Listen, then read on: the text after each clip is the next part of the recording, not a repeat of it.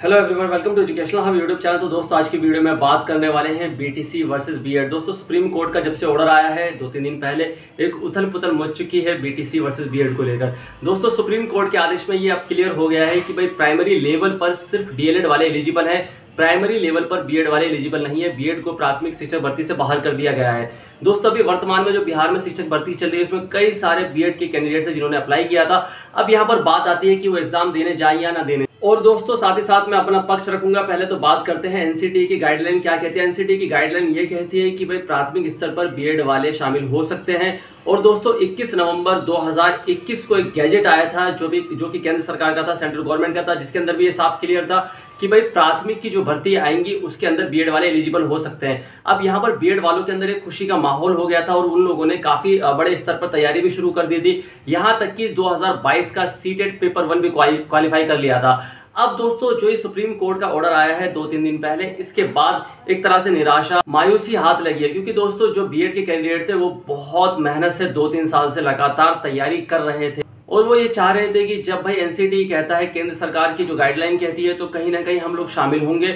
और वो भी अपने लेवल पर तैयारी कर रहे थे। अब यहाँ पर बात आती है कि भाई जो प्राथमिक वाले हैं वो फिर कहाँ जाएंगे। तो प्राथमिक वाले जो थे वो भी अपने स्तर पर तैयारी कर रहे थे। तो यहाँ एक तरह से असमंजस की स्थिति हो गई कि भाई प्राथमिक में अगर बीएड वालों को भी शामिल किया जाता है तो कहीं ना कहीं डीएलएड वालों का हक मारा जाएगा। तो ये थोड़ा सा मामला सुप्रीम कोर्ट तक चला गया। सुप्रीम कोर्ट का जो आदेश आया उसमें ये क्लियर हो गया कि भाई प्राथमिक स्तर पर सिर्फ डीएलएड वाले एलिजिबल होंगे और अगर माध्यमिक स्तर की वैकेंसी आती है तो उसमें बीएड वाले एलिजिबल होंगे। तो ये एक तरह से यहाँ पर कंफ्यूजन खत्म। अब विवाद ये उत्पन्न हो गया कि भाई बीएड वालों को जो आपने एक लॉलीपॉप दिया था कि भाई आप शामिल हो सकते हैं, जिसके बेस पर उन्होंने सीटेट की फीस भरी, सीटेट के एग्जाम की तैयारी करी, सीटेट क्वालिफाई कर लिया, अब उनका सीटेट पेपर 1 रद्दी हो गया। तो यहाँ तो एक तरह से बहुत बड़ा उनके साथ मैं कहता हूँ स्कैम हुआ है। क्योंकि देखो, अगर ये चीज क्लियर करनी थी तो बहुत पहले क्लियर कर देनी थी कि भाई आप लोग एलिजिबल नहीं है, आप लोग सीटेट पेपर 1 की तैयारी मत करो, आप लोग प्राइमरी टीचर की वैकेंसी की तैयारी मत करो। अब यहाँ पर जब लोगों ने तैयारी कर ली, अब एग्जाम जो है बीपीएससी का भी नजदीक आ रहा है, उससे ठीक 15-20 दिन पहले ये फैसला आता है। इस फैसले के बाद बीएड वालों में निराशा हो जाती है। अब कई लोग ये सोच रहे हैं कि वो एग्जाम देने जाएं या ना देने जाएं, बिहार वाला। तो दोस्तों, जो वहां के अतुल प्रसाद है उनका भी ट्वीट आ रहा है बार बार कि भाई पहले तो उनका ट्वीट ये था कि अभी जो बिहार टीचर रिक्रूटमेंट एग्जाम है उस पर कोई भी स्टे नहीं और बीएड वर्सेस बीटीसी को लेकर कोई भी नहीं, अभी तो सब एग्जाम देंगे। बट अभी उनका सेकंड ट्वीट ये आया है कि भाई यहाँ पर स्टूडेंट अपने यथार्थ से सोचे, यानी कि वो अपना खुद आइडिया लगाए। वो इसलिए बोला जा रहा है क्योंकि भाई अब एग्जाम स्टे नहीं हो सकता, एग्जाम पोस्टपोन नहीं हो सकता। बीपीएससी बोर्ड है वो टाइम पर एग्जाम लेना चाहती है, तो वो खुद इशारा कर रही है कि भाई बीएड वाले इस एग्जाम में शामिल ना हो। मान के चलो एक बीएड वाले की और एक डीएलएड वाले की जो है रैंक सेम आती है, यानी कि उसकी रैंक है 746, उसकी भी रैंक है 746 और मेरिट भी 746 के आसपास चली गई। तो उसमें ये होगा कि किसको कंसीडर किया जाएगा। तो नॉर्मल सी बात है, उसमें डीएलएड वाले को यानी कि बीटीसी वाले को कंसीडर किया जाएगा, बीएड वालों को बाहर कर दिया जाएगा। तो बीएड वालों का ये पेपर देना मात्र एक तरह से फॉर्मेलिटी कह सकते हैं, फॉर्मेलिटी है। और बाय चांस अगर वो एग्जाम दे भी देते हैं और कहीं ना कहीं फिर दोबारा से केस वेस चलता है या फिर कुछ मंथन होता है तो हो सकता है कि उनको चांस मिले। अब यहाँ पर मैं अपनी राय रख देता हूँ, ये मेरी पर्सनल राय है। मैं भी दोस्तों, जो सुप्रीम कोर्ट का फैसला आया है मैं उसके पक्ष में हूँ। क्योंकि अगर प्राथमिक की भर्ती में भी बीएड को शामिल किया जाएगा तो फिर दोस्तों डीएलएड वाले कहाँ जाएंगे, बीटीसी वाले कहाँ जाएंगे।